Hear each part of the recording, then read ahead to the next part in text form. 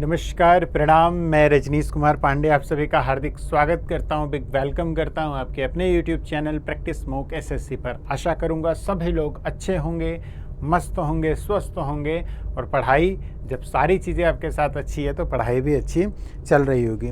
प्यारे बच्चों, आज फिर मैं आप लोगों के लिए 10 इंपॉर्टेंट क्वेश्चंस के साथ कुछ स्टैटिक पोर्शन को कनेक्ट करने की कोशिश करूंगा। साथ के साथ जो है कुछ एडिशनल चीज़ें हैं जो कि इम्पोर्टेंट है। आज का एडिशनल सेगमेंट वैसे डेली का एडिशनल इम्पोर्टेंट होता है, लेकिन आज का जो है ज़्यादा इम्पोर्टेंट है, तो नोट डाउन ज़रूर करेंगे। और जो भी प्रश्न पूछूं, जो भी क्वेश्चन पूछूं, मैं कमेंट ज़रूर करना है आप सभी को। आप लोग कमेंट करने से नहीं बच सकते हैं, ठीक है। पूरी मेहनत यदि आप चाहें कि मैं ही करूं और आप कुछ ना करें, आप सिर्फ वीडियो देखें, तो नहीं, आपको नोट करना होगा, ठीक है। क्योंकि मैं आपको नोट्स बना के नहीं दूंगा, मैं आपको लिख के नहीं दूंगा। अब आप मेहनत करेंगे, अपने लिए करेंगे, स्वयं के लिए करेंगे, ठीक है। उसमें मेरा रोल इतना होगा कि मेरे को खुशी होगी कि यदि मेरे पढ़ाए हुए में से आपके प्रश्न जो है एग्ज़ाम में फंसे। इसलिए मेहनत से नहीं बचना है, मेहनत आपको करनी है। चलिए शुरू करते हैं।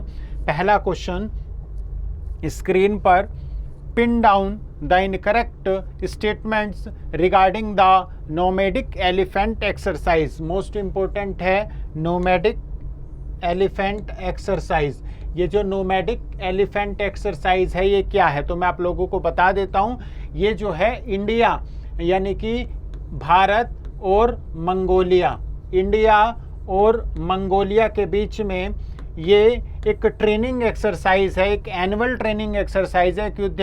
मतलब एक अभ्यास है, जो वार्षिक जो अभ्यास होता है वो अभ्यास है, ठीक है। तो नोमैडिक एलिफेंट एक्सरसाइज किस किस के बीच में, इंडिया और मंगोलिया के। तो ये स्टेटमेंट सही है। ये कह रहा है इनकरेक्ट स्टेटमेंट आपको ढूंढना।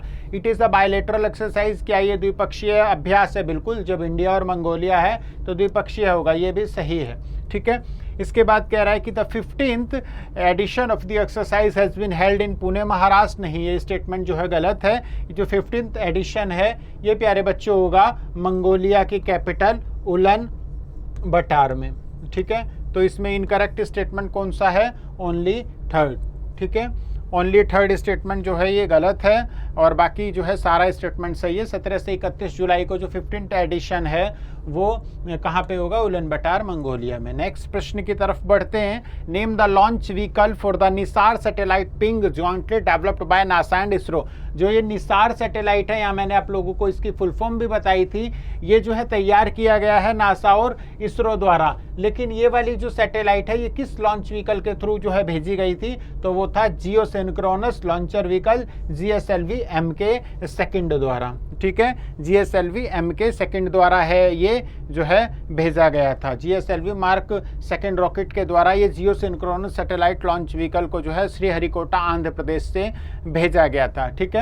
यहाँ मैंने आप लोगों को बता दिया था। निसार की अगर हम बात करें तो निसार की फुल फॉर्म है NASA ISRO synthetic aperture radar, ठीक है।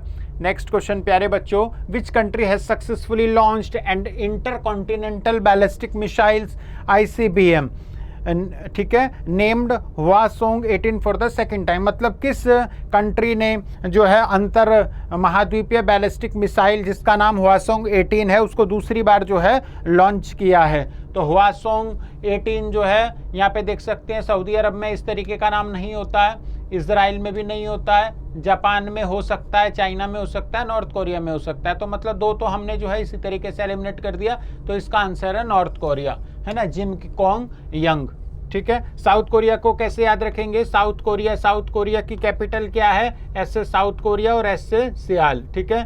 तो यहाँ ये थोड़ा सा एडिशनल था। नॉर्थ कोरिया का है ये, और नॉर्थ कोरिया की बात करें तो कैपिटल प्योयंग है। नॉर्थ कोरियन वॉन चलता है यहाँ पर। किम जोंग उन जो तानाशाह है वो यहाँ के कौन है? सुप्रीम लीडर है, ठीक है। नॉर्थ कोरिया ने लॉन्च किया है अंतरराष्ट्रीय अंतर महाद्वीपीय बैलिस्टिक मिसाइल को जिसका नाम है हवासोंग 18। नेक्स्ट क्वेश्चन है, इन जुलाई 23 Indian army has signed a contract with Tata advance system limited for the procurement of which of the following. मतलब कि जुलाई में इंडियन आर्मी ने एक साइन किया था, एक कॉन्ट्रैक्ट किया था टाटा एडवांस सिस्टम लिमिटेड के साथ, procurement of which of the following. मतलब इसमें से वो जो है कौन सा है?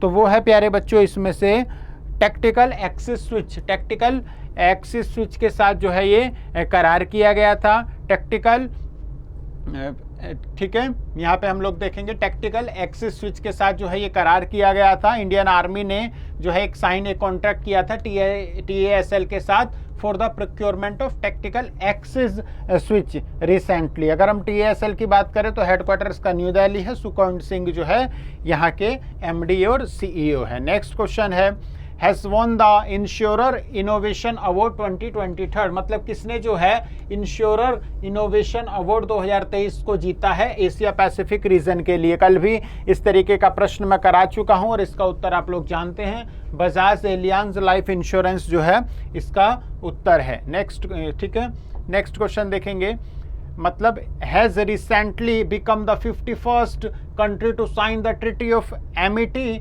and cooperation during the 56th ASEAN Foreign Minister meeting held in Jakarta, Indonesia। तो यहाँ पे देखो आप लोग क्या समझे कि 56वीं जो आसियान की जो विदेश मंत्रियों की बैठक हुई है वो कहाँ पे हुई है, वो जकार्ता इंडोनेशिया में हुई है। कौन इसमें, इस 56वीं बैठक में कौन देश जो है इसका 51वां मतलब कंट्री बन गया है इस treaty of Amity and cooperation के द्वारा। ठीक है, तो ये आपको बताना है। इसका आंसर है प्यारे बच्चों सऊदी अरब। ठीक है, सऊदी अरब जो है ये इसका जो है 51वीं कंट्री बन गई है इस treaty of Amity and cooperation की। ठीक है, ये जो TAC है ये एक ट्रीटी हुई थी 1976 में आसियान मेंबर के साथ। ठीक है, शांति वगैरह के लिए, ठीक है, एक बंधुत्व बढ़ाने के लिए, शांति स्थापित करने के लिए। China is the first major country from outside of ASEAN. ASEAN के अलावा जो है 2003 में चाइना जो है अलग से इसमें जुड़ा था। इसमें जो है 56वीं बैठक हुई थी इंडोनेशिया में, जकार्ता में ये वाली जो बैठक हुई थी। इस बार वो जो है 56वीं बैठक थी। नेक्स्ट क्वेश्चन है, रिसेंटली इंडिया फर्स्ट PPP यानी कि पब्लिक प्राइवेट पार्टनरशिप है ना, model Atal tinkering lab has been inaugurated in, मतलब कोलैबोरेशन विद ओप्पो इंडिया। मतलब हाल ही में जो PPP मॉडल पे अटल टिंकरिंग लैब के साथ किस स्टेट ने जो है इनॉग्रेट किया है, तो वो केरला ने किया है। किसने किया है प्यारे बच्चों, केरला ने किया है। अटल इनोवेशन मिशन मैं कई बार बता चुका हूँ, नीति आयोग द्वारा जो है इम्प्लीमेंट किया गया था। 2022 तक 10,000 ATLs वर इस्टेब्लिश अक्रॉस 35 स्टेट और UT में जो है 10,000 अटल टिंकरिंग लैब के द्वारा जो है लोगों को जो है इस सुविधा का फ़ायदा मिल रहा है। इसके साथ साथ जो ये ATL है ये सेट कर रहा है स्कूलों में बच्चों में जो है 6ठी से 12वीं तक के बच्चों को मतलब इनोवेटिव सॉल्यूशन डेवलप करने के लिए, एम्पावर बनाने के लिए। तो ये एक जो है इम्पोर्टेंट प्रश्न बन जाता है। नेक्स्ट है प्यारे बच्चों, recently the 5 guidelines has been issued by the ministry of road transport highway with the technical assistance of Japan International Cooperation Agency to enhance mountainous road infrastructure in India. Which of the following guidelines is not issued by MORTH? मतलब जो ministry of road transports है and highway है, इसने Japan international corporation agency के साथ मतलब mountains road infrastructure के लिए मतलब एक 5 तरीके की गाइडलाइंस दी है। तो उस गाइडलाइंस में कौन जो है वो इसका भाग नहीं है?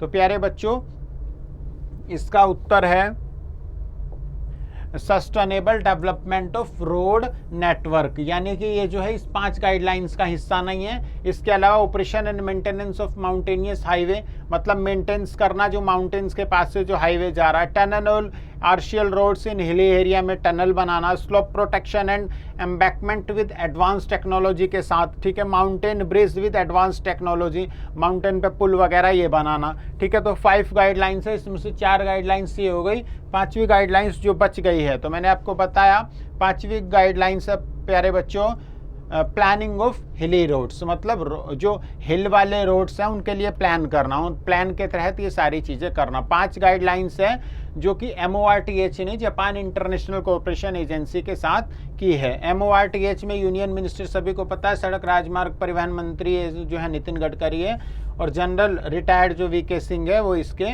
राज्य मंत्री है, मिनिस्ट्री ऑफ स्टेट। नेक्स्ट है मतलब कौन जो है ऐसा एयरपोर्ट हो गया है जिसके पास 4 रनवे है, तो समाचारों के माध्यम से आपको पता होगा वो जो है दिल्ली इंटरनेशनल एयरपोर्ट है जिसके पास जो है अपने 4 रनवे हैं, ठीक है।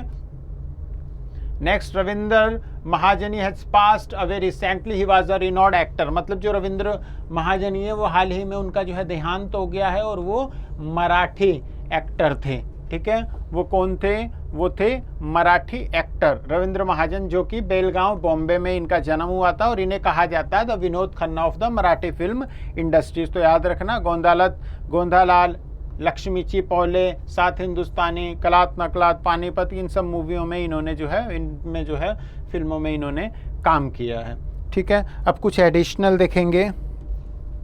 फीफा वुमेन वर्ल्ड कप, मैं आप लोगों को बताता हूं, आप लोग नोट करेंगे, स्क्रीनशॉट से काम नहीं चलेगा, सुनेंगे और नोट जरूर करेंगे। फीफा वुमेन वर्ल्ड कप जो 2023 का है वो कहां पर होने जा रहा है? वो ऑस्ट्रेलिया और न्यूजीलैंड में। जो महिलाओं का जो फीफा विश्व कप है, वर्ल्ड कप है वुमेन का 2023 का, वो ऑस्ट्रेलिया और न्यूजीलैंड में होने जा रहा है। इसके साथ साथ हाल ही में अंथुर पान के पत्ते को, अंथुर लीफ, हाल ही में अंथुर जो पान लीफ है उसे जो है जीआई टैग मिला है। अंथुर पान के जो पत्ते हैं उसे जो है जीआई टैग मिला है। और ये अंथुर पान के पत्ते किस स्टेट में है? ये तमिलनाडु में है, ठीक है।